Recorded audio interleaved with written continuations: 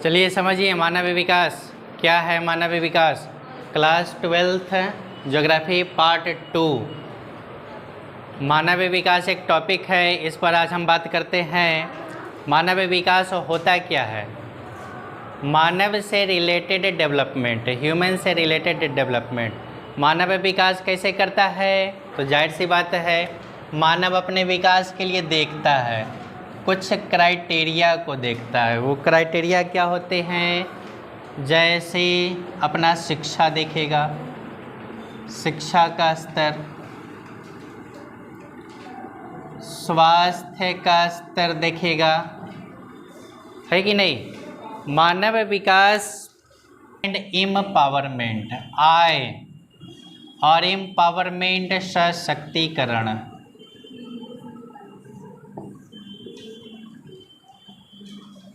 दुनिया में कोई भी व्यक्ति तभी विकसित होगा जब उसके सामने ये 4 स्तर, हर कोई व्यक्ति मजबूत होगा, डेवलप होगा। कब? जब उसके सामने ये 4 स्तर बेटर क्वालिटी में हो, बेस्ट क्वालिटी। व्यक्ति का एम्पावरमेंट, सशक्तिकरण, हेल्थ लेवल, एजुकेशन लेवल, इन सभी को जब देखेंगे तभी हम कह सकते हैं कि व्यक्ति अर्थात मानव जो है किस चरण की ओर है? विकास के चरण की ओर है। जब बात विकास की करें तो विकास के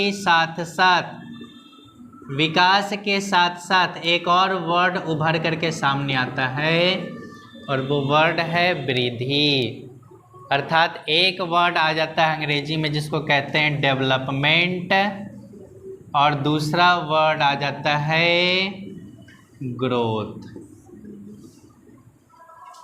डेवलपमेंट जो है ऑलवेज पॉजिटिव रिएक्शन, हमेशा धनात्मक प्रतिक्रिया ही देगा, जबकि ग्रोथ अर्थात वृद्धि जो है पॉजिटिव और निगेटिव दोनों प्रकार के रिएक्शन को देता है। के संदर्भ में मानव विकास की क्या परिकल्पना, यानी व्यक्ति अर्थात मानव का जो विकास है कहाँ पर कर रहे हैं? भारत में कर रहे हैं। तो भारत में ऐसे कौन कौन से चरण है जिसको देख करके भारत की सरकार या भारत की जनता कह सकती है कि हम किस ओर हैं? विकास की ओर हैं। ऐसे कौन कौन से लेवल्स निर्धारित किए गए हैं भारत की सरकार द्वारा? 9 कंट्रीज़ में सर्वे कराया गया, किस आधार पर? मानव विकास रिपोर्ट प्रकाशित करने के आधार पर एक रिपोर्ट प्रकाशित किया गया जिसमें भारत को 131वां स्थान मिला।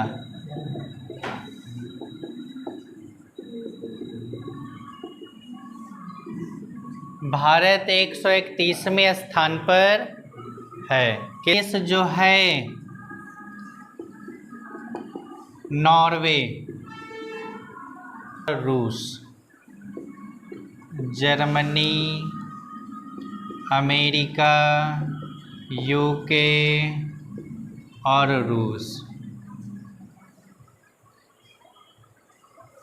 मानव विकास रिपोर्ट के आधार पर विश्व में प्रथम 5 देश हैं जिनका मानव विकास बहुत अधिक है। नंबर 1 पर नॉर्वे है, नंबर 2 पर जर्मनी है, नंबर 3 पर यूएसए, नंबर 4 पर यूके और नंबर 5 पर रसिया।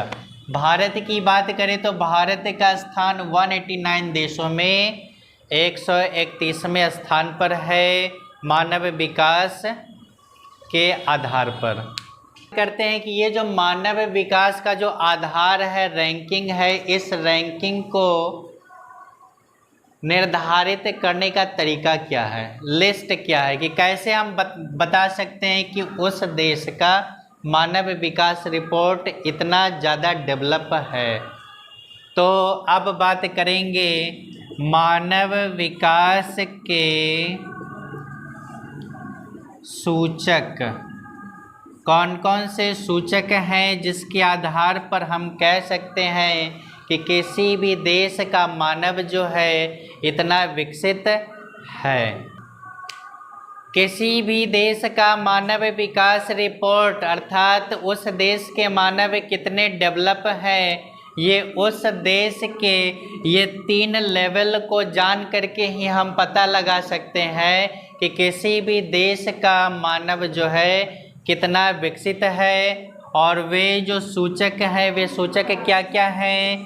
पहला, आर्थिक उपलब्धियां अर्थात किसी भी देश के नागरिक अपने इनकम से क्या खरीद सकते हैं और कितना खरीद सकते हैं अपने इनकम से, उसी को कहते हैं आर्थिक उपलब्धियां। अब व्यक्ति एक दिन में उतना ही कमाता है जितना खर्च कर पाता है, जितना खर्चा कर देता है, तो वो व्यक्ति जो है अपना डेवलपमेंट कभी ठीक ढंग से कर पाएगा? नहीं कर पाएगा।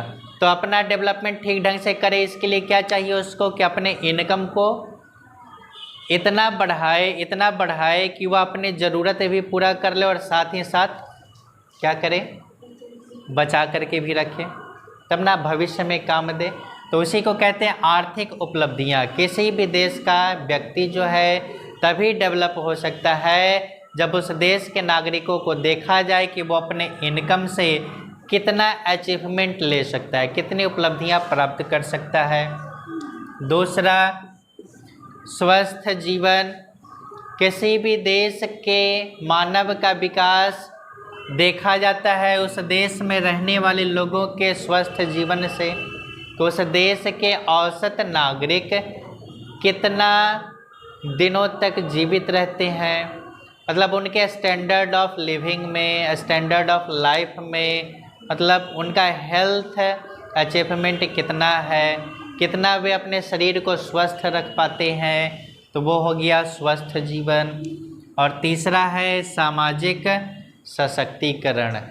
ये सामाजिक सशक्तिकरण के आधार पर अर्थात उस देश के नागरिकों को, वह नागरिक जिस समाज में रहता है उस समाज के नागरिकों को समाज में कितनी मजबूती सरकार द्वारा या समाज द्वारा दी गई है, उसी आधार पर हम देख सकते हैं कि कोई भी व्यक्ति जो है किसी भी समाज में कितना विकसित हो सकता है, कितना अपना विकास कर सकता है।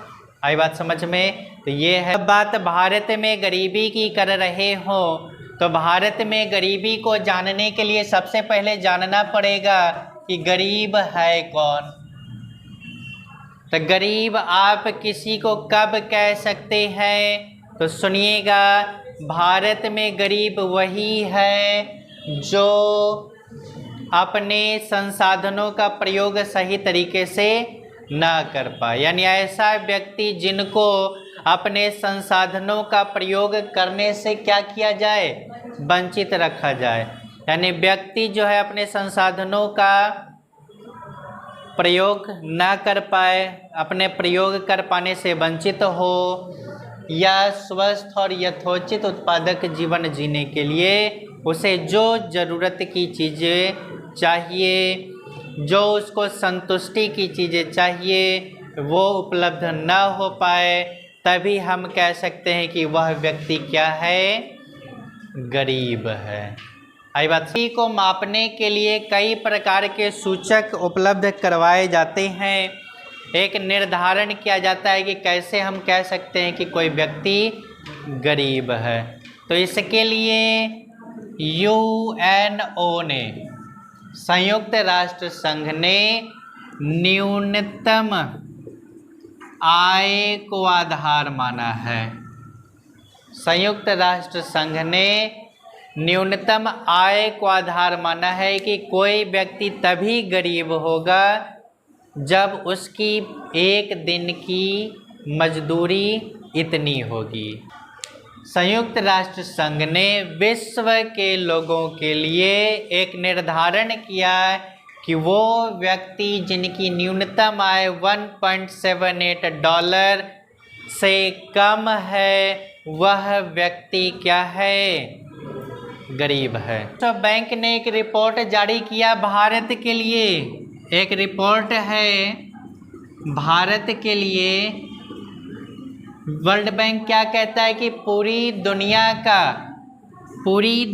का 17.5% जनसंख्या कहाँ निवास करती है? भारत में निवास करती है।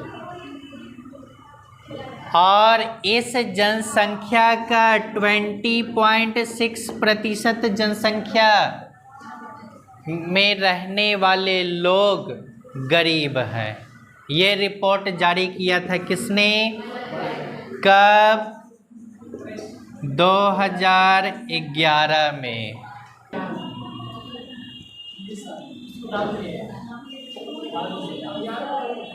स्वच्छ भारत मिशन भारत को आइए मिलकर साफ करें, स्वच्छ रखें।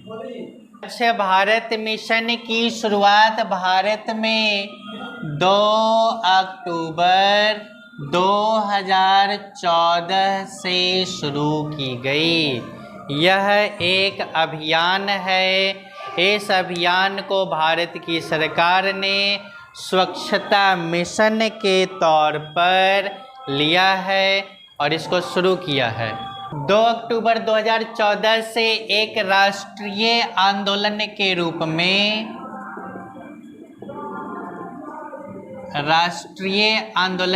में स्वच्छ भारत मिशन की शुरुआत भारत सरकार द्वारा की गई। स्वच्छ भारत मिशन के बारे में जिसकी शुरुआत भारत सरकार के सहयोग से मोदी जी ने 2 अक्टूबर 2014 से इसकी शुरुआत की और इस मिशन को भारत की सरकार ने एक राष्ट्रीय आंदोलन के तौर पर लिया है और इस आंदोलन को महात्मा गांधी की 150वीं पुण्यतिथि पर 2019 में 2 अक्टूबर 2019 में महात्मा गांधी की 150वीं पुण्यतिथि पर स्वच्छ भारत के लक्ष्य को प्राप्त करना इसका उद्देश्य रखा गया। भारत में साक्षरता की बात करें भारत देश की तो ध्यान दीजिएगा, मानव के विकास और जीवन की गुणवत्ता। मानव जो है, किसी भी देश का मानव हो, किसी भी देश के मानव अपने विकास के लिए और मानव अपने जीवन के क्वालिटी को, गुणवत्ता को सुधारने के लिए, बढ़ाने के लिए जिस चीज़ को सबसे ज़्यादा प्राथमिकता देता है वह प्राथमिकता है शिक्षा, अर्थात साक्षरता, एजुकेशन। क्योंकि एजुकेशन के बिना व्यक्ति जो है अपने स्टैंडर्ड ऑफ लिविंग को, अपने क्वालिटी ऑफ लाइफ को, अपने डेवलपमेंट को सही तरीके से व्यक्त कर ही नहीं सकता है कि नहीं। अब एक गरीब आदमी, अथाह पैसा है उसके पास, एक व्यक्ति है जिसके पास एजुकेशन है और वो गरीब व्यक्ति जिसके पास अथाह पैसा है लेकिन एजुकेशन है नहीं, शिक्षा उसके पास है नहीं। अब वो व्यक्ति 5 स्टार होटल में जा कर के ऑर्डर कर सकता है? नहीं कर सकता है। यानी अपने स्टैंडर्ड ऑफ लिविंग को हाई करने के लिए, अपने डेवलपमेंट को आगे बढ़ाने के लिए जिस चीज़ की सबसे ज़्यादा ज़रूरत पड़ती है वो है साक्षरता। और बात जब साक्षरता की करें हमारे देश की, तो हमारे देश में 2011 के सेंसस के अनुसार साक्षरता दर 74.04% रही है। और इस साक्षरता में पुरुष साक्षरता और महिला साक्षरता। पुरुष साक्षरता की बात करें तो 2011 के डाटा के अनुसार 80.9% पुरुष साक्षर है और महिला साक्षरता के अनुसार 64.04% महिला साक्षर है। बात जब साक्षरता की करें तो ध्यान दीजिएगा, साक्षरता के मामले में हमारा जो साउथ इंडिया है वो नॉर्थ इंडिया के मुकाबले या इंडिया के किसी भी पार्ट के मुकाबले सबसे ज़्यादा है। साउथ इंडिया में सबसे ज़्यादा महिला साक्षरता है, बाकी दूसरे भारत के किसी भी हिस्से के मुकाबले।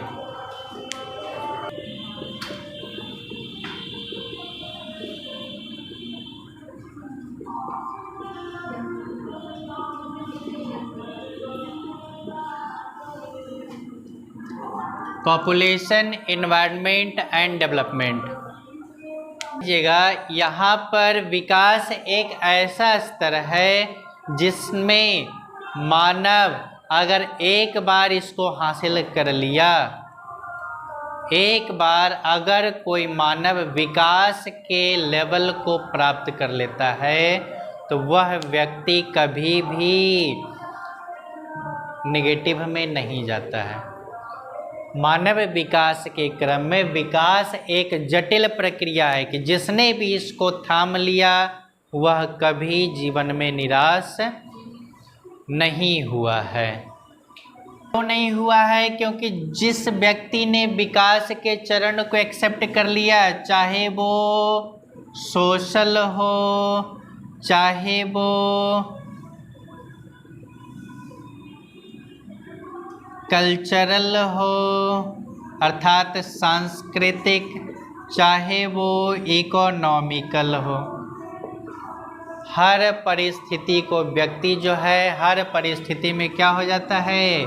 मजबूत हो जाता है।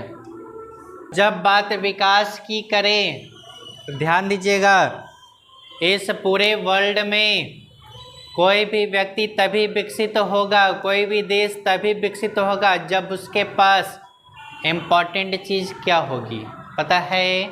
वो इम्पॉर्टेंट चीज़ है पावर। व्यक्ति तभी विकास करेगा जब उसके पास क्या होगी? पावर होगी। और आज का युग नाभिकीय युग है, परमाणु अस्त्रों का युग है। तो इस परमाणु अस्त्रों की दुनिया में अर्थात न्यूक्लियर चीज़ों से दूर हटने के लिए, मतलब आज के समय में तो हर किसी देश के पास तो परमाणु अस्त्र लगभग में है ही। तो इस पावर में व्यक्ति अपना विकास करने के लिए दो उद्देश्य को ध्यान में रखता है।